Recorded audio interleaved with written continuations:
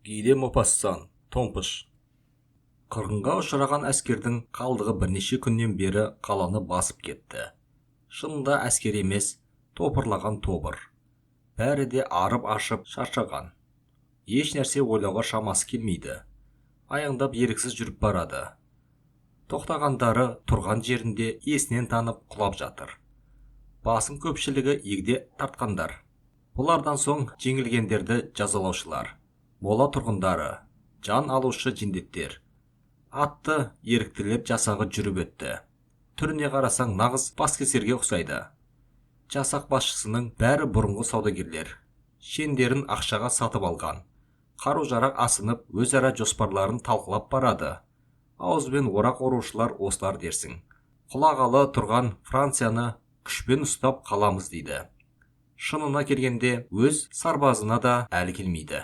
Прусактар жуырда Руанға кіреді десті жұрт. Ұлт әскерлері 2 айдан бері тоғайда жатып жауды барлаумен жүр. Өздерінше соғыс әзірлігін жасаған болады. Бірақ шеңгел түбінен қоянның шошып шығуы мұңақ екен, заматта үйлеріне тұра қашты. Францияның ең соңғы әскері Сенадан өтіп, Сен-Север мен Бур-Ашар арқылы шығып Понт-Одемерге бет алмақ. Осы күнге дейін жеңіп келіп, бүгін жеңілді. Әскер соңында генерал келе жатыр. Жеңіске еті үйренген қолбасшы бұл жолы сәтсіздігіне жауап таппай, басы салбырап, салысуға түсіп кетіпті. Қала халқы қорғанысқа бекіді. Қорқынышы күшейіп, қатты састы. Барлық дүкен жабылған. Көшелер тым-тырыс. Тіршілік тоқтаған сияқты. Француз әскерінің шегініп кетісімен түс ауа қайдан екені белгісіз, тұс-тұстан баса көктеп жау әскері жетті. Қаланы басып алды. Көшені айғайлаған жау әскерінің үні басты. Түсініксіз сөздер. Үйлер егесіз. Бос қалғандай болды. Жұрт терезесінен ғана сығалап қарайды. Қарсы тұра алмасына көздері жетіп, үрейлер ұшты. Жұрттың кейбірі жеңген жаудың асты үстіне түсіп, жағымпаздана бастады. Біраз уақыт өтті. Әлгідей емес, қауіп-қатер тыншып, бейбітшілік кіре бастағандай. Үйде жатқан пруссак офицеріне де еті үйренді. Үй егелерімен қосылып, бір үстелден тамақ ішетін болды. Кейде тіпті жақсы адам сияқтанып кетеді. Францияны аяп, осы соғысқа араласқанына өкінетіндей болып қалады. Үй иелері жағынып, бар қызметіне даяр болды. Қиын күн туа қалса аман сақтап қалатындай үміттенді. Жеңімпаз жауынгерді қалай балағаттасын? Француздардың бар тапқан ақылы өз үйлерінде сақтанып түрлі жағдайлармен астыртын таныса беру. Бірақ өзінің ішкі сырын білдірмей, көшеге шыққанда түсін өзгертіп ешкімге танытпай жүру деген саясатты қолданды. Ал үйлерінде әңгімелесе берді. Немістер де үй иелерімен араласып кетті. Қала бұрынғы қалпына түсе бастады. Алайда француздардың көшеде ашық жүруге батылы бармады. Басқыншылар қалаға қатаң тәртіп енгізді. Аса жәбірлік көрсеткен жоқ. Жергілікті саудагерлер де дүкенін ашып, қайтадан алыс-беріске кірісті. Кәбір қаласы француз әскерінің қолында еді. Кейбір тұрғындар сонда жетуге тырысты. Ол үшін алдымен Деппаға баруды жоспарлады. Таныс неміс офицерлері арқылы рұқсат қағаз алды. 4 ат жегілген үлкен пәуеске жалдады. Дала қақаған аяз. Солтүстіктен дамылсыз қарлы боран соғып тұр. Таңда жолаушының бәрі Норман қонақ үйінің алдына жиналды. Ұйқыларын аша алмай суықтан тоңып тұр. Кенет 2 еркек бірін-бірі тани кетті. Оларға және біреуі қосылды. Көбірдеп сөйлесе бастады. Мен әйелмен кетіп барамын, деді бірі. Мен де. Я, мен де, деп қосылды үшіншісі. Біз енді Руанға қайта келмейміз. Егер прусактар Кәбірді алатын болса, Англияға кетеміз, деді біріншісі. Бәрінің ойы бір жерден шықты. Пәуеске жуырда жегіле қоймады. Іштен аттардың дөбірі естілді. Біреу жылқыға жекіп сөйлеп жатыр. Әбзел саймандарын салып жатқан сияқты. Тақыр-тұқыр еткен аяқ тысыры. Малдардың сүйкескен қимылы үдей түсті. Буржуйлар тезірек жүруге асықты. Тым-тырыс тұңғиық. Әлде үскірген суық па? Әлде бораған қар ұшқынының салдары ма? Әлден соң атын жетелеп, қолына панар ұстаған бір кісі шықты. Атты пәуескеге жекті. Онан соң өзге аттарды әкелмек болды. Суыққа сіресіп, ақ қараға Көміліп тұрған жолаушыларға көзі түсіп кетіп, «Мырзалар, неге пәуескеге кіріп отырмайсыздар? Үстеріңіз қар болды ғой», деді. Пәуескеге кіріп отыру ойға енді оралғандай, жолаушының бәрі дүрліге жүгірді. Күйменің түкпіріне әйелдерін отырғызды. Соңынан үш еркек өздері кіріп отырды. Соңынан оранған белгісіз адамдар кіре бастады. Пәуескенің табанына сабан төселіпті. Арбакеш жолдың ауырлығын ескеріп, 4 аттық пәуескеге 6 ат жекті. Сосын жолаушыларға қарап, «Мырзалар, бәрі түгел ме?» деп сұрады. «Я» деп жауап берді олар. Күйме жай аяңмен қозғалды. Дөңгелектер қарға көміліпті. Сықырлай бастады. Аттар бусанып, тоқыраумен келеді. Ат айдаушы ұзын қамшыны жыландай иіріп, үздіксіз шықпыртумен отыр. Сонда ғана аттар аяғын ентелей басып, пәуескені тарта түсті. Таң атқанда қар тоқтады. Арбаның ішіне жарық түсті. Түкпірдегі жақсы орынға шарап сататын саудагер Лузо мен әйелі жайғасыпты. Лузо бұрын шенеулік болатын, кейін бағын сауда сынып, дәулеттеніп шыға келді. Сырттан келгендерге арзан арағын қымбатқа сататын. Норман жеріндегі таныстарына есебін тауып өткізетін. Жұрт оны сырттай күлкі етуші еді. Оның қулық ісі жайлы әңгіме көп тарады. Сыртынан өлең шығарғандар да болды. Ол туралы сөз бола қалса, бұл Лузоның бәсі жоқ, дейтін жұрт. Лузо аласа бойлы, қарны қампиған дөп дөңгелек кісі. Әйелі кескір көзді денелі, еркек дауысты, айтқанын бұлжытпай орындатаны түрінен-ақ көрініп тұр дерсің. Оның жанында маңғазданып, Ламодон дейтін ақ сүйектің ұрпағы отыр. Тоқыма тоқудың шебері. Бұрын мақтадан өнім шығаратын 3 фабрикасы болған. Француз легионында қызмет еткен. Кеңес мүшесі болған. Ламодонның әйелі еріне қарағанда әлдеқайда жас, сұлу да сүйкімді. Руандағы офицерлердің көзі тез түсетін. Ол аң терісіне оранып, ерінің қасында отыр. Пәуескенің суығына шыдамай, айналасына мұңая қарайды. Бұларға таяу граф Бребель мен оның әйелі отыр. Бұлар әріден келе жатқан құрметті Норман тұқымынан. Граф ескі ақсүйек. Графтың жұбайы Нант өңірінің тумысы. Өте ибалы әйел. Жұрттың айтуынша Бребельдің жылдық табысы 500 000 леверден асып жығылады. Одан бөлек пәуескеде 2 діндар әйел отыр. Олар тәпсісін тартып, аузын көбірлетіп келеді. Бірі кәрі кемпір, екіншісі ажарлы жас әйел. Оларға қарсы бетте бір еркек пен әйел жайғасқан. Оның бірі жұртқа мәлім көрні. Туғаннан тәкәппар адам. Ол әкесінен қалған дәулеттің арқасында жақсы өмір сүрді. Көрні республиканың қайта құрылуын көп күтті. Ондағы мақсаты төңкерісті пайдаланып, жақсы бір қызметке отыру еді.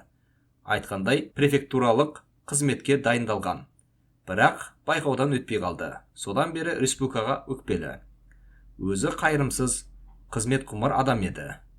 Соңғы кезде отан қорғау ісіне араласқан. Тегіс жерден ор қаздырып, жұртты әбден шаршатқан. Оның жанында Томпыш отырды. Томпыштың денесі толықтау еді. Сондықтан жұрт оны Томпыш деп атап кеткен. Бойы аласа, дөңгелек жүзді, көкірегі керіліп, көйлегі тырсып тұр. Екі беті алмадай қызыл. Жәудіреген қара көздері кірпігінің көлеңкесімен ойнап тұр. Оймақтай кішкене аузы тымқылданып, майда тістері сүттей жарқырайды. Томпыш жайлы діндар әйелдер бір-бірімен сыбырласа сөйлесе бастады. Жөзекше, салдақы деген сөздерді Томпышқа естілді. Ол басын жұлып алып, суық көзбен сұстана бір қарады.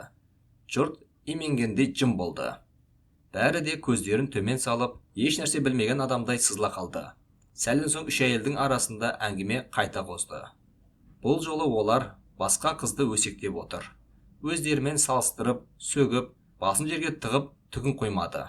Үш еркекте көрненің көзінше жампаңдап оған жақындай түсті. Әсіресе кедейлерді аяған болып, ақша, жұмыстары жөнінде сөз қозғады. Одан соң граф бұрсақтардан көрген зиянын, малдарын көп сойылып, қырылып кеткенін, егіннің бәрі аяқ асты болған айтты. Бірақ байлар тұрғанда мұның бәрі ештеңе емес. Қысса бір жыл қысар, одан әрі созыла қоймас деді. Ал Ламодон болса, сақтықта қорлық жоқ деп, Англияға тоқымадан түскен пайдадан 600 000 франк жіберіп қойған айтты. Лузо жарамсыз шараптың бәрін француз әскерінің тамақ жабдықтау бөліміне сатып құтылыпты. Бұл үшеуі бір-бірімен тез достасты. Себебі олар туысқанға да, доста ақша деп қарайтын. Ақшаның бәрі ендігі жерде ұлы масондардың қолына өтпек екен. Үшеуі ақшаларын алтынға айырбастап сақтанбақ болды. Пәуеске өте жай келе жатыр. Ертеңгі сағат 10-ға дейін 22 шақырым ғана жер жүрді. Арба таудың басына қарай өрлегенде, жылқылардың шамасы жетпей, еркектер жаяу шықты. Шыдамсыздық та күшейді. Өйткені ертеңгі тамақты станциядан ішеміз деп ойлаған. Бірақ мына жүріспен түнге дейін жете алар түрі жоқ. Бәрі жан-жағына жалтақтап қарап отыр. Жолдан әлде бір сырақана кезігер деп үміттенді. Бір мезгілде пәуеске сүңгіп, күртік қарға тығылып отырып қалды. Оны шығарғанша 2 сағат өтті. Жұрттың қарны шұрқырап ашуға мінді. Тамақтанатын жерде кезікпей қойды. Еркектер аласұрып жол бойындағы үйлерге барды. Бірақ сатылатын еш нәрсе жоқ.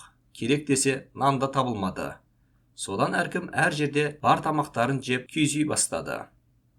Мінезіне, тәрбиесіне сай, біреуі қатты былшылдатып, біреуі салмақпен шайнайды. Томпыш орындықтың астынан бір нәрсені алайын деп әлденеше рет еңкейді. Бір кезде теңселіп, құлап кете жаздады. Бәрінің көздері бозарып, қанын ішке тартып, сұры қашып кеткен. Бір жілік еті табылса, Лузо 1000 франк төлемекте болды. Бірақ оған әйелі қарсылық көрсеткен кісіше қолын бір сермеді. Өйткені оның алдында ақшаны ысырап етуді естігісі келмейтін. Менің әл-қуатым кетті, дәрменім қашты. Тамақ ала шығуды қалайша ескермедім, деді граф. Көрненің өзімен ала шыққан бір бөтелке қызыл арағы бар екен.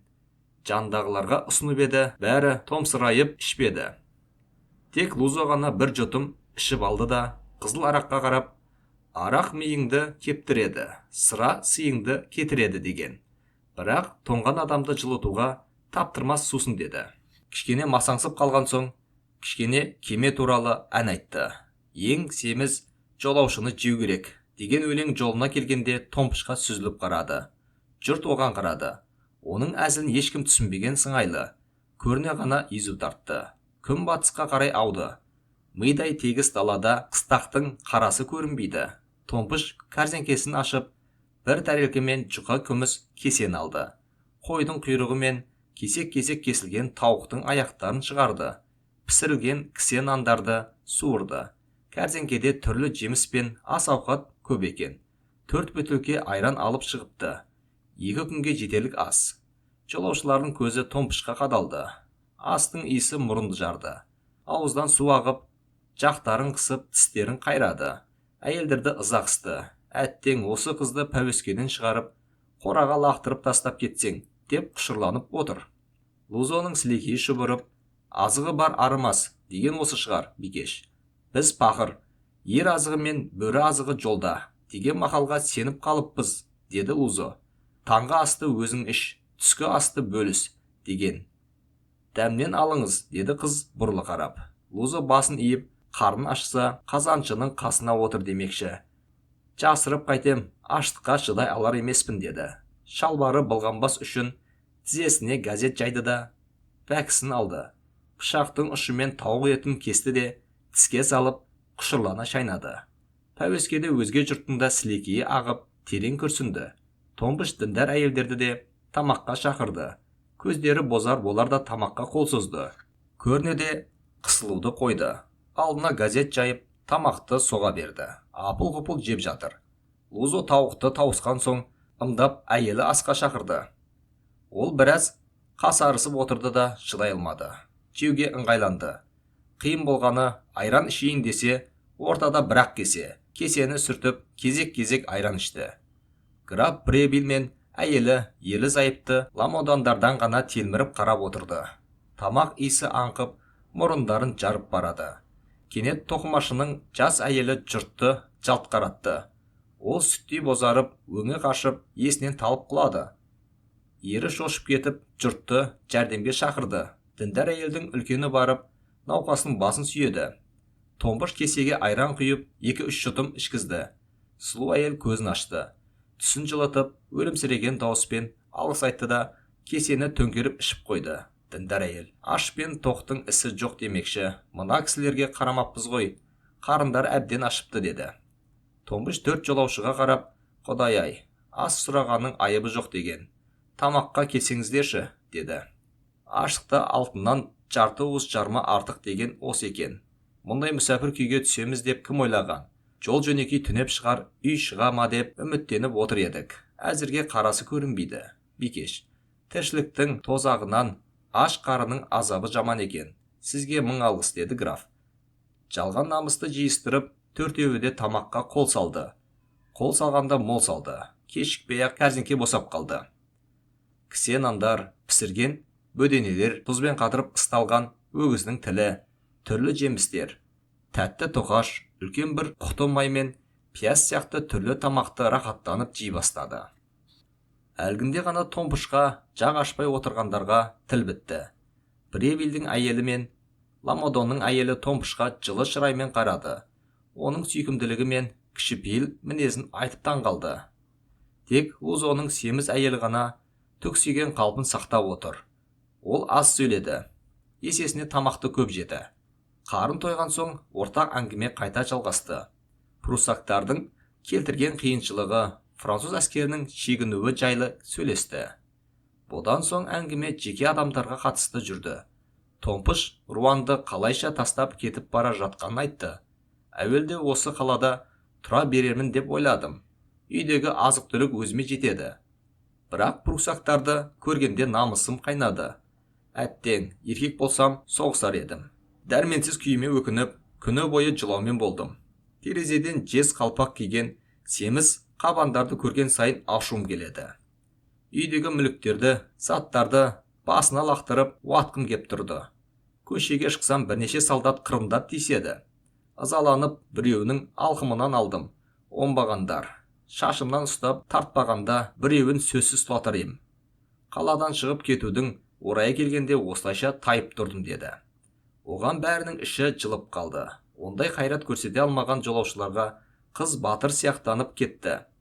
Көріне құдды әулиеге қарағандай қарап, құлағының құрышы қанып отыр. Кезек оған тигенде, ол шешенсіп күнде көшелерге жапсырып жүретін жарнамаларын айта бастады. Кенет қызыл өңештеніп оңбаған баден деп айтып қалды. Сол-ақ екен. Томпыш ашуланып кетті. Көрнеге тесіре қарады да, оның орында отырсаң, көререм сені. Сендер емес пе? Кеше оны ұстап берген. Егер бізді сендер сияқты бассыздар билейтін болса, Францияны тастап, қашқаннан басқа амал қалмайды, деді. Көрне қыздың сөзіне шыдай алмай, керістің аяғы шиеленісіп кетті. Граф араға түсіп, қызыл кеңірдек болған екеуін ажыратты. Граф пен әйелдер іштей қызды жақтап отыр. Кәрзеңке бос қалды. 10 адам жабылып, оңаяқ босатты. Тамақ аш өзекке түскен соң, ұйқы келді ме? Әңгіме бәсеңсіп қалды. Кеш болды. Томпыш етті болса да, суықтан қатты қалжырады. Графтың әйелі қыздың тоңғанын біліп, жүн шұлығын берді. Аяғы тоңған Томпыш алудан бас тартқан жоқ. Көрне Ламодонның әйелі мен Лузоның әйелі қалың киімдерін діндар әйелдерге берді. Ат айдаушы фонарын жағып, жолға түсірді. Жол жағалай үйілген қар. Пәуескенің іші қараңғы. Жұрт үнсіз. Бір мезетте алыстан жылтыраған оттар көрінді. Бұл көптен күткен тот қыстағы еді. Жолаушылар 13 сағат жол жүріпті. Пәуеске қонақ үйге келіп тоқтады. Есік ашылды. Кенет бір дыбыс жолаушыларды селк еткізді. Бұл тасқа тиген қылыштың дыбысы екен. Соңынан іле-шала біреу айқайлап немісше бірдеңе айтты. Пәуеске әлдеқашан тоқтаса да, іштегілер түсе қоймады. Түссе біреу бастарын кесіп алатын тәрізді. Бәрі үрпиіп, төбесінен жай түскендей, қорқыныштан көздері аларып отыр. Бұл неміс офицер екен. Ұзын бойлы, арық, ақ құба келген жас адам. Жалтыраған жалпа қалпағын қисайта киіп, Англияның қонақ үйінен шыққан кісідей тұр. Сәндеп қойған бұйра шашы тұс-тұсынан төмен қарай салбырап, ең ұшы жалғыз қылмен таусылған сияқты. Мұрты да өте ұзын, езуінен созылып, самайына дейін жетеді. Офицер жолаушылардың түсуін сұрады. Француз тілінде әрең сөйлеп, күймеден түсіңіздер, деді. Діндар әйелдер жарлықты бірінші орындады. Граф пен тоқымашы да түсті. Оларға ілесіп сүйікті жарымен қабаттаса Лузо түсті. Әдептілігі емес, қауіптенгені болар. Түсе салысымен Лузо офицерге қарап, сәлеметсіз бе деді. Офицер кекірейіп жауап қайтарған жоқ. Томпыш пен Көрне соңынан шықты. Томпыш өзін барынша дұрыс ұстауға тырысты. Ал бұқарашыл Көрне қалтырап қолымен ұзын сақалын сипай берді. Томпыш жанындағылардың жағымпазданғанын жақтырмады. Өзге әйелдерден өзін биік көрсеткісі келді. Бәрі қонақ үйдің үлкен асханасына кірді. Офицер әрқайсының аты жөні, төстігі және істейтін кәсібі жазылған рұқсат қағаздарын тексерді. Сосын жарайды, деді де шығып кетті. Жолаушылардың жүрегі орнына түсті. Бәрі де аш. Кешкі ас жарым сағатсыз даяр болмайды. Жолаушылар бөлме қарауға кірісті. Ұзынан ұзақ дәліз, жағалай салынған бөлмелер. Әр есікке нөмірлер қағылған. Жолаушылар жайғасып, енді отыра бергенде қонақ үйдің иесі кірді. Ол бір кездері жылқы сатушы болған еді. Еңгезердей семіз адам. Ентігіп, демігіп, сөйлегесін әр сөзі ысқырып тұр. Тегі Паламби еді. Елизабета Руссо ханым кім, деді ол. Томпыш селк ете қалды да, бұрыла қарап, мен, деді. Ханым, сізбен пруссак офицері сөйлесем дейді, деді Паламби. Менімен бе? Я, сізбен, деді. Қыз не дерін білмей сасып қалды. Сосын, бара алмаймын, деді қатуланып. Жолаушылар қорқып абыржыды. Әрқайсысы жарлықтың өз мәнісінде түсіндіріп жатыр. Бикеш, меніңше, мұныңыз дұрыс емес. Бас тартуыңыз өзіңіз үшін ғана емес, біз үшін де үлкен дауға айналып кетуі мүмкін. Барып келіңіз, деді граф. Өзгелерді графтың сөзін қостады. Қызды қалайда көндіруге тырысты. Жалынып, жалпайып баруға асықтырды. Ақыры көндірді. Тек сіздер үшін ғана барам, деді қыз. Графтың әйелі Томпыштың қолын қысып, алғысымыз шексіз, деді. Қыз шығып кетті. Қалғандары өздерін шақырмағанына іштей қуанып тұрды.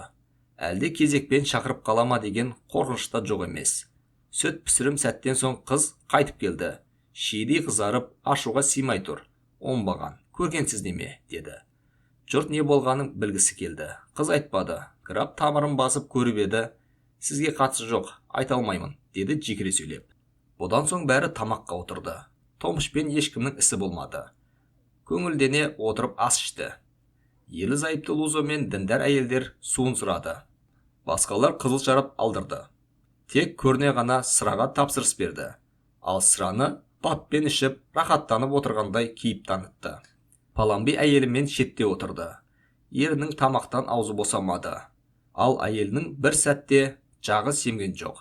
Пруссактар келгелі не істеп, не қойғанын бірін қалдырмай айтып жатыр.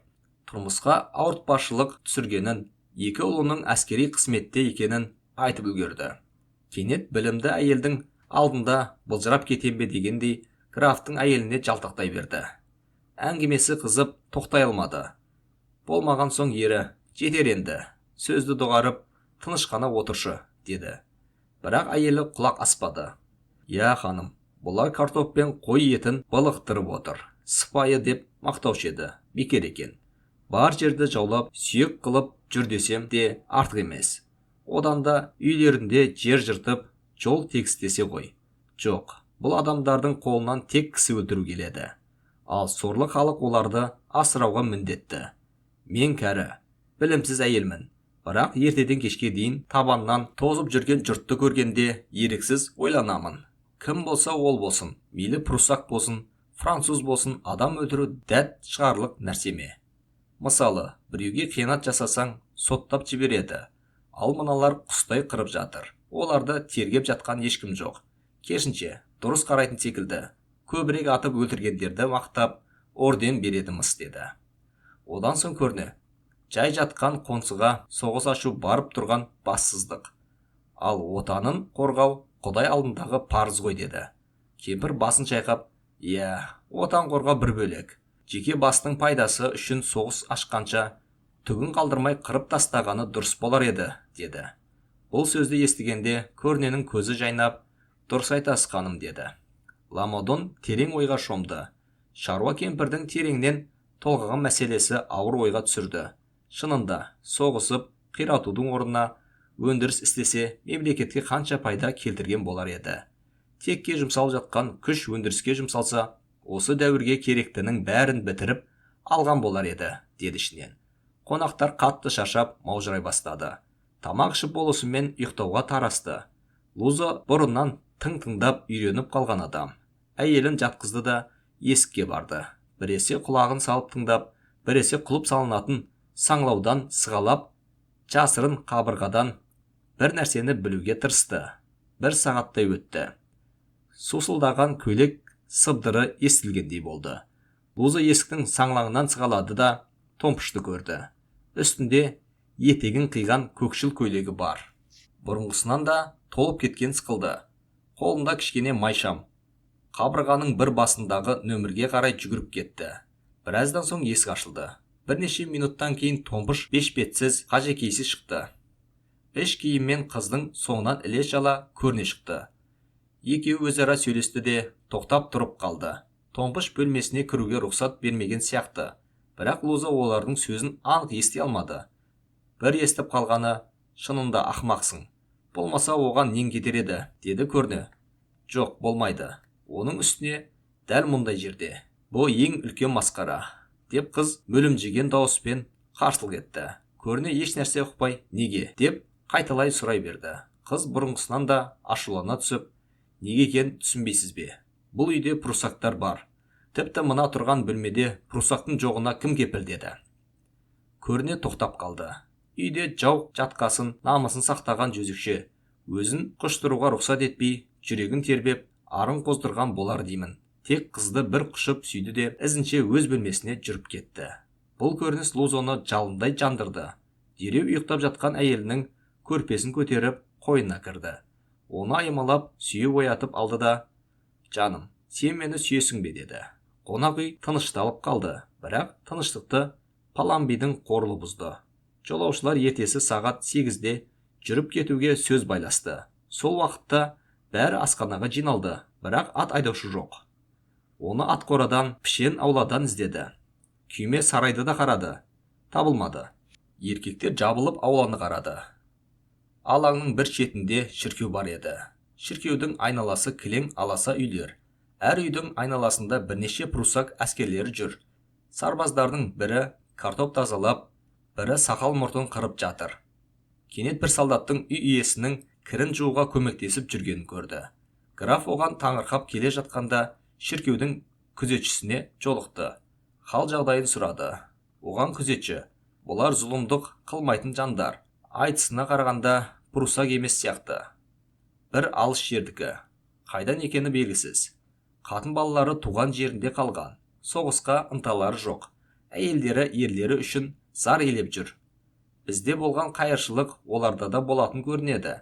Дегенмен әзір қиыншылық бола қойған жоқ. Олар жаманшылық қылмайды. Сіз білесіз бе, төре? Кембағал адамдар бір-біріне жәрдемдесуі керек. Соғысып жатқандарда күш те бар, білім де бар», деді. Көріне жеңушілер мен жеңілушілер арасында келісімшарт жасалып жатқанына шыдай алмай үйге қайтып кетті. Луза прусак солдаттарға тісін қайрап, босап қалған ауылдарды қайтадан өздері тартып алатын айтты. Сол екі арада ат айдаушы туралы хабар жетті. Ол ауылдың бір шетінде офицердің хабаршысымен бірге отырған жерінен тапты. «Сізге ертеңгі сағат 8-де ат жегілетіндігі айтылған жоқ па еді?» деді граф. «Айтылған, бірақ басқаша жарлық алдым». «Қандай жарлық?» «Жекпеуге». «Саған жарлық берген кім?» «Прусактар коменданты». «Неге?» «Мен қайдан білейін, өзінен сұраңыз». «Маған жекпе» деді, «Мен жекпеймін». «Ол өз аузымен айтты ма?» «Жоқ, оның атынан бұйрықты Паламби берді». «Қашан?» «Кеше кешке. Ұйықтауға кетіп бара жатқанда айтты». Үшеуі де бастары салбырап қонақ үйге қайтты. Паламбиді оятпақшы болды. Бірақ әйелі күйеуінің сағат 10-сыз тұрмайтынын айтты. Офицерге жолығуды сұрап еді. Ол үйде болса да жолығуға мүмкіндік болмады. Өйткені кез келген мәселеде Паламбимен ғана сөйлесетін. Амал жоқ, күтуге тура келді. Әйелдер бөлмелеріне тарады. Көріне асханада қалды. Кішкене үстелге отырды да бір күрішке сыра сұрады. Темекі тартатын мүштегін алды. Мүйіз мүштекке темекінің иісі әбден сіңіп қалған. Иесінің тісі қандай қара болса, оның да қаралығы сондай. Луза аяғын жазып келуді сылтауратып, жергілікті саудагерлерге өзінің қызыл шарабын өткізіп келуге кетті. граф пен тоқымашы саясат жөнінде әңгімелесті. Олар Францияның болашағын болжады. Біреуінің келешекте үміттенгені Орлеандар болды. Ал енді біреуі соңғы сәтте көктен бір ғажайып келетінін күтті. Дю Геклан немесе Жанна Дарк сияқты болар. Болмаса бірінші Наполеон тәрізді. Екеуінің әңгімесін көріне күле тыңдап отыр. Оның мүштегі асхананың аңқыған иісіне толды. Сағат тұп-тура онда Паломби ұйқысынан тұрды. Жолаушылар жамырап жібермеу себебін сұрады. Ол маған офицердің айтқаны мынау. Мына пәуеске менің рұқсатымсыз жіберілмесін деді. Сөйтті де офицермен жолығуға кетті. Граф құжатын берді. Құжаттың сыртына өзінің ұлық дәрежесін, аты жөні, лақабын қоса жазды. Пруссак офицері тағы астан соң оларды қабылдамақшы болды. Томпыш әлсіреп ауырып тұрды. Офицердің хабаршысы граф пен тоқымашыны шақырып келді. Лузо оларға ілесе кетті. Ал көрне пештің алдында барып, қайтадан сыра сұрады. 3 тіленші сатымен көтеріліп офицердің бөлмесіне кірді. Бұл қонақ үйдегі ең жақсы бөлме сияқты көрінді. Офицер креслоның үстінде аяғын пешке артып жатқан күйінде қарсы алды. Шыныдан жасалған ұзын мүштегі түсінде. Орнынан да тұрмады. Тіпті сәлемдескен де жоқ. Керек десең оларға қарағанда жоқ. Нендей жұмыстарыңыз бар, деп сұрады. Төре, біз жолға шықсақ деп едік, деді граф бәрінің атынан жауап беріп. Болмайды. Айып етпеңіз, неге? Неге десеңіз, менің жібергім келмейді. Біздің деппаға баруымызға жоғарғы әскер басыңыз рұқсат еткен, деді. Менің жібергім келмейді. Болғаны сол. Төмен түсе берулеріңізге болады, деді офицер. Үшеуі басын иіп бөлмеден шықты. Бұл күн өте көңілсіз өтті. Немістің неге мұнша қитықтатып қалғанын ешкім түсінбеді.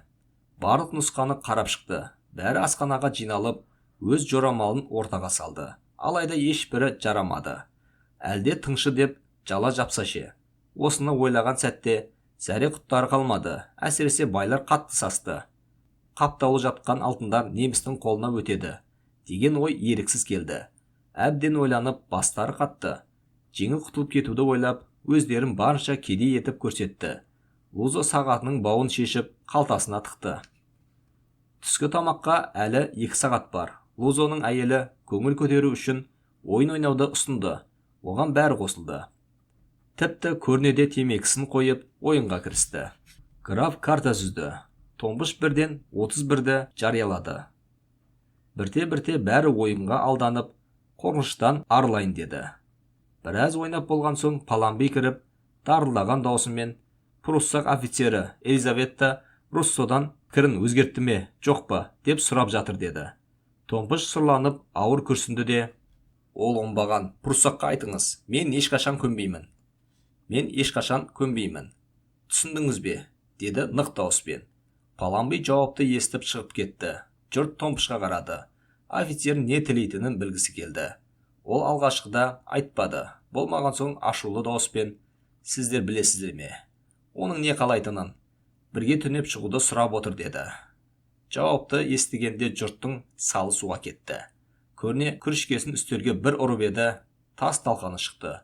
Бәрі жұмыла не істеу керегін ойлады. Қыздың қайғысы жұрттың шамына тиіп кетті. Бәрі қарсылық көрсетуге дайын. Тек діндар әйелдер ғана үнсіз отыр. Бірнеше сағат өтті. Әйелдер түскі асын ішіп тарап кетті. Еркектер карта ойнауға кірісті. Оған Паломбиді де шақырды. Ондағы мақсаты жай жапсарды сұрап, бір беткей офицерді қалай жұмсарту керегін білу еді. Бірақ Паломбиге картадан басқасы қызық болып тұрған жоқ. Жауап та бермеді. Бар көңілі ойынға ауғаны сонша жөтелуді де ұмытып кетті. Көкірегі күрілдеп, жас әтешше қызылдап, түсініксіз дыбыстар шығарып кетті. Тіпті ойын ойнап, таң атқанша отыра беруден танбайтын түрі бар. Оны алдаусыратқанмен еш нәрсені жіті біле алмасына көздері жеткен соң, жұрт бөлмесіне тарап кетті. Келесі күні тағы да бәрі ерте тұрды. Жүріп кетуге үміттенді. Бүгінде қаламыз ба, деген ой жандарын жегідей жеп барады. Не ат жоқ, не ат айдаушы жоқ. Таңғы аста батпады. Кешегі пікірін көбісі өзгерткен сияқты. Томпышқа деген салқындық пайда болған. офицермен көңіл қоспай, бізге ыңғайсыз жағдай тудырды деп есептей бастады. Бірақ ойларын ашық айтпады. Іш пысқан граф ауылдың сыртына қыдырып қайтуды ұсынды. Көрнемен діндар әйелдермен басқасы жақсылап оранып, қыдыруға шығып кетті. Соңғы күндері аяз тіпті күшейіп кеткен еді. Ұшы қиырсыз жайылып жатқан ауыл өте көңілсіз көрінді. Бәрі де өлердей тоңып, беті қолы үсіп, дереу үйге қайтты. 4 әйел алда кетіп барады. Еркектер өкшелей жүріп келеді. Көптің пікірін байқау үшін Лузо, бұл қыз қашанға дейін ұстап отырар екен деді. Граф оның сөзін ұнатпай қалды. Өз ықтияры болмаса, әйелді еріксіз зорлауға болмайтынын айтып, қарсы тұрды. Ламодон өзінше болжап, егер Деппа жақтан француздар қайта сүріліксе, екі жақтың қағысатын жері осы мекен болатын айтты. Бұл жорамал өзгелерді сар уайымға салды. Бұл жерден жаяу қашып, сақтануға болмас па екен, деді Лузо. Мына қарды көрмейсің бе? Оның үстіне әйелдеріміз бар. Қалай істейміз? Қалай кетеміз? Ондай мүмкіншілік жоқ. Егер қашсақ, қуғыншылар тез-ақ ұстап алады. Тұтқын болып, кері қайтамыз. Солдаттардың тепкісіне құрбан боламыз, деп граф қарсы тұрды. Бұл пікірді бәрі қолдады. Бір кезде көшенің аяғынан офицер көрінді. Шыбықтай бұралған ұзын бойы, құмырсқадай жіңішке белі бейнесін ерекше етіп тұр. Тізесін бұлғақтатып, аяғын айрықша әскерлік салтанатпен басады. Ол әйелдерге бас иіп, жылы жүзбен амандасты. Еркектерге сұстана қарады. Еркектер оған бас имеді. Томпыш қызарып кетті. Әңгіме офицердің сырт келбеті туралы болды. Адамның парқын ажырата білетін Ламодонның әйелі офицерді ессіз адам емес, деді. Өзге әйелдер әттең француз еркегі болса ғой, деп іштей дәмеленіп қалды. Олар қонақ үйге оралды. Бәрі не істерін білмей жүр. Түскі асты жым-жырт ішті де ұйықтауға кетті. Ұйқымен алданып уақыт өткізгісі келді. Әбден жалықты. Келесі күні асханаға қабақтарын шытып кірді. Әйелдер Томпышпен сөйлесуді қойды. Шіркеудің қоңырауы қағылды. Шамасы біреу өлген болса керек. Томпыш Иботадағы бір шаруаға баласын тәрбиелеуге беріп еді. Оны жылына 2 реттен артық көрмейді. Ол туралы еш нәрсе ойламайды да. Бірақ қаралы қоңыраудың қағысын естігенде әлде бір ойлар туып, өзін жайсыз сезінді. Жүрегі алып ұшып, жас нәрестесін аяп кеткендей емшегі езілді. Шіркеудегі жаназаға қатысқысы келіп шығып кетті. Томпыш кетісімен Лузо ауыр күрсінді. Томпыштың жалғыз өзін ұстап қалып, қалғандарын бос қойсын, деп өтініш айтты. Жұрт бір ауыздан келісті. Бұл хабарды Паламбиге жеткізді. Ол офицерге айтып еді, оны бөлмесінен қуып шығыпты. Қалауы орындалғанша ешкімді жібермеуді ұйғарыпты. Лузоның әйелі шыдай алмай, осы жерде қартайып өлетін шығармыз. Мен түсінбеймін, бұл жүзікше. Өзінің істеп жүрген кәсібінен несіне бас тартады. Ол үшін қай еркек болса да бәрібір емес пе? Меніңше қарсыласатын жөні жоқ. Ол Руанда көрінген еркекпен шатысып жүретін. Мен оның бәрін жақсы білем. Енді қиыншылықтан құтқарып алуға келгенде өзін сопы етіп көрсетуін қарашы. Байқауымша мынау офицер өзін өзі жақсы ұстайтын адам. Мүмкін көптен бері әйел көрмей, бойын қысқан болар. Ол осы отырған үшеуміздің бірімізді ұстаса да қолынан келер еді. Бірақ көріп отырсыздар. Томпышты таңдады. Ол күйеуі бар әйелге құрметпен қарайды. Ойлаңыздаршы, ол осы жердің қожасы ғой. Оған тек жағыну керек. Не істеймін десе де қолында, деді білгішсініп. Бұны естіген әйелдер үрейлене бастады. Әсіресе Ламодонның сұлу әйелі көзі алақтап, бозарып кетті. Офицер оған күш жұмсап жатқаны елестеді. Лузо қарсыласқан жезөкшенің қол аяғын байлап, жау қолына беруге даяр екенін айтты. 3 атасынан бері елшілік құрып келе жатқан граф бұл жұмысқа жеңіл әдіс қолдануды ұсынды. Әйелдің өзін көндіру керек деді. Бәрі жиналып, Томпышқа айтатын сөздерін дайындады. Әйелдер сыбырласа бастады. Қалай етудің жоспарын талқылады.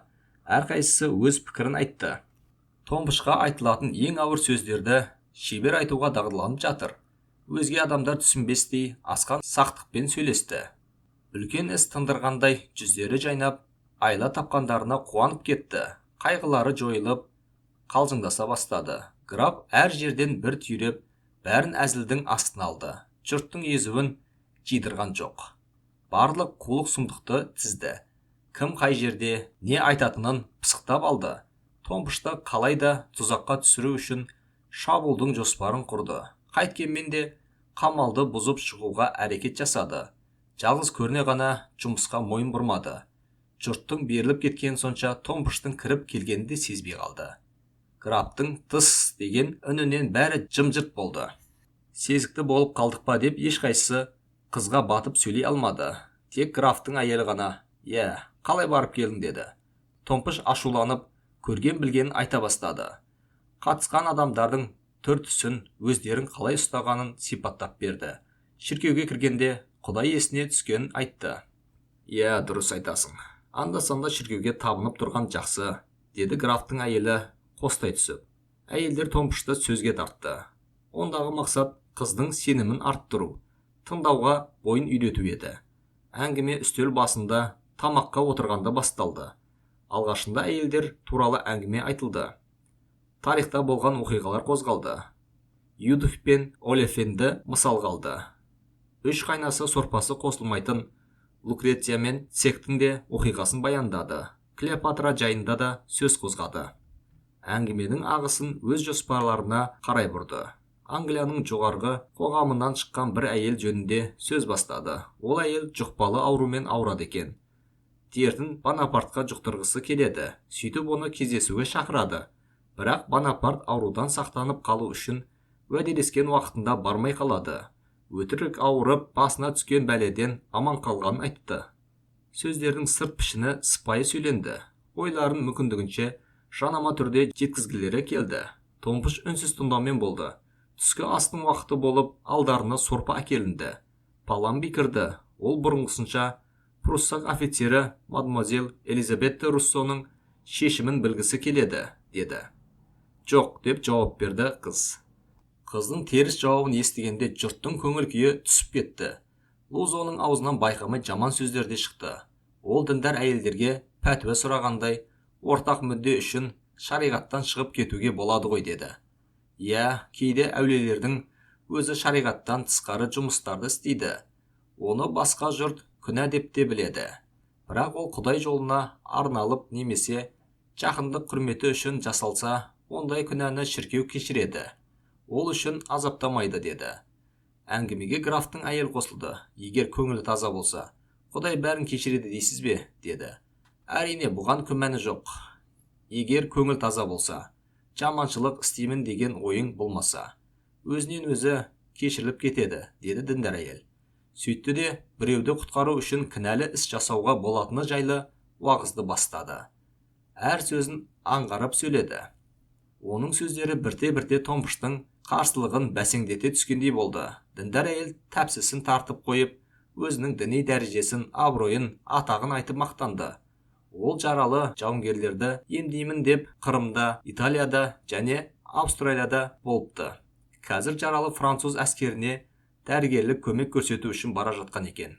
Пруссактардың жолдан қалдырғанына қынжылып, соның салдарынан біраз француздың өліп кететінін де айтты. Діндар әйелден соң ешкім сөйлемеді. Уағыз қатты әсер еткендей болды. Түскі ас ішкен соң бәрі бөлмелеріне тарасты. Графтың әйелі түстен кейін қыдырып қайтуды ұсынды. Бәрі қыдыруға шыққанда граф Томпыштың қолтығынан ұстап, аздап артта қалып қойды. Бір жағы достыққа, бір жағы аталыққа салып, екі жақтама сөйлеп келеді. Сонымен осы жерде бізді тағы біраз ұстағыңыз келе ме? Айтқан жерден аулақ. Егер пруссак әскері олай-болай кетсе, өздерімен бірге сөзсіз алып кетеді. Оның үстіне бар білген істейді. Одан да жақсылықпен жөнге көніңіз. Тіпті өміріңізде бірінші рет істеп отырған нәрсеңіз емес қой, деді. Томпыш үнсіз тыңдады. Граф қызға бар айласын істеп, айналдырып барады. Ол граф қай жерде не істеу керектігін білетін. Сүйкімді болатын жерде сүйкімді, керек жерде әзілге де сарандық қылмайтын. Томпышқа жәрдем ете алатынын, оның қаншалықты пайдалы болатынын түсіндірді. Сөздің соңына әзіл қосып, солай жаным. Ол сендей сұлумен танысқанын өлсе ұмытпас. Құдай біледі, Пруссияда сен сияқты сұлу қыз жоқ шығар, деп қойды. Томпыш үндемеді. Қыдырып келген соң, өз бөлмесіне кіріп кетті. Содан қайтып көрінген жоқ. Кешкі астың уақыты, бірақ Томпыш көрінбеді. Әлден уақытта Паламби кіріп, Руссоның ауырып қалғанын айтты. Оны күтпеулерін сұрады. Граф ақырын ғана: «Қалай жұмыс? Жайласты ма?» деді. «Я, жайласты», деді ол. Граф жолдастарына еш нәрсе деген жоқ. Тек сүйсініп езу тартты. Жұрттың бәрі ауыртпашылықтан құтылғандай, қуаныштары беттеріне шықты. Лузоның әйелі қолына 4 бөтелкені ұстап алған күйеуін көрді. Граф Ламадонның әйелінің жайнап отырғанын байқады. Тоқымашы граф әйелмен әзілдесіп кетті. Әңгіме қызып, күлкі көбейді. Бір кезде Луза өңін суытып, ренжіген түрде: «Тоқтай тұрыңдаршы», деді қатқыл үнмен. Жұрттың үрейлері ұшып, тоқтап қалды. Луза құлағын салып «тс» дегендей, екі қолын сермеп, үйдің төбесіне қарады. Біраз тыңдап, түсін жылытып, жайбарақат дауыспен: «Қорықпаңдар, бәрі жақсы жүріп жатыр», деді. Кеш көңілді жалғаса берді. Карта ойналды, шарап ішілді. Томпыш пен офицердің кездесуін талқылады. Біреуі ауыр күрсініп, «Сорлы қыз-ай», деді. Біреуі ызаланып, тісін қайрап: «Ай, просақтың қаңғыбас-ай», деді. Біреуі құшырланған дауыспен: «Жетер, жетер енді», деп айғайлап жіберді. Және біреуі өз-өзіне сөйлеп отырғандай: «Оны қайтып көре алсақ жарар еді. Оңбаған офицер тұншықтырып өлтірмес екен», деп отырды. Граф ойды басқа жаққа аударғысы келіп: «Біз бұл мекенде жол таппай, біраз жыл қыстап, ақыры оңтүстікке жол салып, қуанышы қойнына сыймай келе жатқан кеме сияқтымыз», деді. Бұл теңеу бәріне ұнады. Ішкілікке қызып, тәлтіректеп қалған Луза шампан құйылған кесесін көтеріп, «Бостандық үшін», деді. Отырғандардың бәрі кесесін көтеріп, бір-бірімен түйістірді. Тіпті өмірінде ішкілікті алып көрмеген діндар әйелдер де қызыл араққа еріндерін тигізді. Олар қызыл арақтың дәмін татып, лимонад тәрізді. Тіпті одан да тәтті екенін айтып жатты. Луза қорытынды сөзінде күйсандық болмағаны қандай өкінішті. «Әйтпегенде біраз билеп алуға болар еді», деді. Көрне тіс жарып сөйлемеді. Қимылға қосылып қолын да сермемеді. Ойға шомып кеткен сияқты. Тек ұзын сақалын сипап, тағы да ұзара түссе екен деген адам сияқтанып отыр. Луза оның қарынан түртіп қалды да: «Бүгін неге көңілсіз отырсыз?» деп сұрады. Көрне орнынан ұшып тұрып, көзін алартып, жұртқа қарап: «Сендер жәбірлеушісіңдер», деді.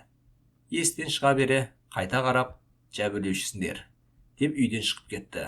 Жұрт не дерін білмей күңіреніп қалды. Лузаның түсі бұзылып, арқасы қозып кетті. «Қақпас, піспеген неме», деді. Сөйтіп, айтқан сөзінің мәнісін түсіндіру үшін жұртқа жасырын дәлізде болған оқиғаны айтты. Оны естіген жұрт бұрынғысынан да қатты күлді, әсіресе әйелдер. Граф пен Ламадон көздерінен жас аққанша күлісті. «Шын айтып отырсың ба? Ол көңіл аударды ма?» «Айтып отырмын ғой, өз көзіммен көрдім. Әйел көнбеді ғой, шамасы. Өйткені қасындағы бөлмеде пұрсақ бар ғой». «Рас па?» «Оллахи, рас». Графтың күлкіден іші қатты. Луза сөзін тауыспай қайта қоздырып: «Сіздер байқайсыздар ма?» Содан кейін әйел оған теріс қарамайтын болды. «Бүгін кешке, ол сөзсіз енді», деді. Үшеуі де күлкіге шашалып, ішегі қатқанша күлді. Содан бәрі тарасып кетті. Түні бойы қараңғы дәлізде жалаң аяқ адам жүргендей болды. Болмаса жай желдің сыбдыры, есіктің сықыры сияқты сыбыстар естіліп жатты. Ертесіне күн ашық болды. Аппақ қар күнге шағылысып тұр. Бұл жолы пәуеске жегіліп, қораның алдында жолаушылардың шығуын күтіп тұрды. Үймелеген бір топ көк кептер. Көздерін жымыңдатып, қатар тұрған 6 аттың аяқтары арасынан әрі-бері өтіп, өздеріне тамақ іздейді. Ат айдаушы тоңға оранған мүштегін сорып, пәуескеде күтіп отыр. Жолаушылардың бет ажары кірген. Жолға деп арнап алған тамақтарын асыға аптыға салып жатыр. Күткендері Томпыш қана. Ақыры ол да келді. Түсі үрпиген, бір жағынан ұялған тәрізді. Жоластарының қасына келуақ мұң екен. Олар Томпышты байқамаған кісіше бірден теріс қарады. Граф былғаныш нәрсеге сүйкеніп, кетуден аулақ сақтанғандай, өз әйелінің қолын ұстап, құшақтап отыр. Томпыштың көңілі суыды. Күш жігерін жиып, тоқымашы әйелдің жанына жақындай келіп: «Сәлеметсіз бе, ханым?» деп еді. Ол жауап қатпады. Бері кеткен, сорақы неме, деген көзқараспен білінер-білінбес басын изеді де қойды. Қыз жұқпалы ауру жасырып келгендей, бәрі одан ат-тонын ала қашты. Оны тіпті өмірінде көрмеген кейіп танытты. Лузоның әйелі алыстан жирене қарап, жүрегі айныған кісіше еріне жақындай түсті де, күңкілдеген дауыспен онымен қатар отырып, қалмағаным қандай жақсы болған деді. Пәуеске қозғалды. Әуелгі кезде бәрі тым-тырыс отырды. Томпыш ешкімнің бетіне қарай алмады. Тек іштен тынып, қатты ызаланды. Мұншалықты әбүйірі кетіп, масқара болуына, Пруссактың құшағына енуге итерген осы жолдастары екенін сезіп келе жатты. Жым-жырт отырған жұрт арасынан графтың әйелі Ламодоның әйеліне бұрыла қарады да, мүмкін сіз де Этрелді танитын боларсыз деді. Иә, ол менің жақсы жолдасымның бірі, деді. Өзі бір сүйкімді әйел деді. Иә, сүйкімді әйел. Мінезі де керемет кісі, барып тұрған әртіс, әнді жақсы айтады, суретті де жақсы салады деді. Тоқмашы графпен сөйлесіп кетті. Бірақ пәуескенің терезесінен соққан жел, купон, төлем, пайда, мерзім деген сияқты сөзді ауық-ауық үзіп отырды. Луза ескі картаны қонақ үйден ала шыққан. Соны алып әйелімен карта ойнауға кірісті. Діндар әйелдер белдерінен тәспілерін шешіп алып, шоқынып, ауыздарын жыбырлатып, бір нәрселерді айтып жатты. Ал көріне болса, бір нәрсені ойлаған болып, қимылсыз отыр. 3 сағаттай уақыт өтті. Луза картасын жиыстырды да, әйеліне қарап, тамақтанып алайық деді. Әйелі ораулы бір нәрселерді алды да, ішінен тоңазыған бұзау етін шығарды. Содан жұқалап кесіп, ері екеуі жеуге кірісті. Біз де тамақтанып алсақ қайтеді, деді графтың әйелі еріне қарап. Ері қарсылық білдірмеді. Олар да даярланған тамақтарын алды. Бұлардың ыдысының қақпағында қоянның суреті тұр. Бейне бір осы суреттің астында шын қоянның қақталған еті бар, деп көрсетіп тұрған сияқты. Және ескі газетке оралған бір бөлек құрт. Діндар әйелдерде пияз сасыған ұзын шұжығын суырып алды. Ал көріне болса, пальтосының кең қалтасына қолын салып, ораулы 4 жұмыртқа мен нан алып шықты. Жұмыртқа қабығын ашып, аяқ астындағы сабанға тастай берді. Жұмыртқаның сарысынан түскен қоқымды сақалына жағып, малжаңдап жеумен болды. Томпыш ерте тұрған. Кеудесі ашу мен ызаға толы еді. Ол асып-сасып жүріп, жолға даярлық жасай алмады. Қарны ашты. Астан бөліспей тамақтарын жайлана жеп отырған достарын көріп, ызаланып, ашуға сыймай күрсінді. Алғашында сөйлеп, бәрін жайып салғысы келді. Бірақ ойланды ма, сөйлейін деген сөздерін буындырып, аузында қатырды. Томпышқа ешкім көз қырын салмады. Оны ойлаған да жоқ. Олар үшін құрбан болып, ендігі жерде керексіз, пайдаға аспайтын зат сияқты көзге ілінбесін байқады. Бір кездері корзинге толы дәмді тамақтарын ашқарақтана отырып, бәрінің бөліп жегені еріксіз есіне түсті. Майы сорғалап тұрған тауық еттерін, кісе нандарын, 4 бөтелке қою айранын ойлады. Ашуға берілмейін, өзімді билей алмай, жылап қалармын деп бар күшін бойына жинады. Өзін бекем ұстауға тырысты, бірақ көз жасына ерік бере алмады. Бұлақ суындай мөлдіреп, кірпігіне жас жиылды. Моншақтап аққан 2 тамшы үзіліп барып, бетіне тамды. Мөлтілдеп аққан көз жасы сорғалап, көкірегіне тамып жатты.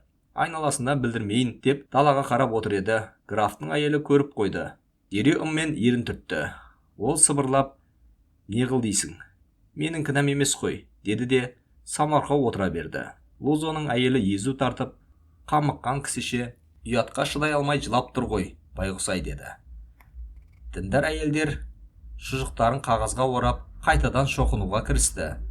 Көріне жұмыртқаның тісіне тұрып қалған қалдығын шайнап жұтты да, аяғын айқастырып, ысқырықпен «Марсиэльза» күйін ойнай бастады.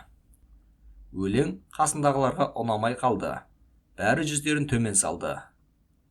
Бірден түстері өзгеріп кетті. Өйткені олар үшін күй сандықтың қасында иттің үргенін есту сықылданды. Көріненің өзі де олардың ұнатпаған сезіп отырды. Бірақ ұнатпайды екен деп ысқыруын тоқтатқан жоқ. Керісінше бірте-бірте ысқырыққа дауыс қойып, ол күйдің сөзінде естірте айтты. Сүйікті отаншыл жолымыз. Босатшы көктенген қолды. Дарияға дарқаншыл еліміз, жаздыршы бостандық бойды. Қар қабыршықтанып қайта бастады. Пәуеске бұрынғысынан гөрі жылдамырақ қимылдады. Бірақ Деппа қаласына жетуге әлі біраз уақыт бар.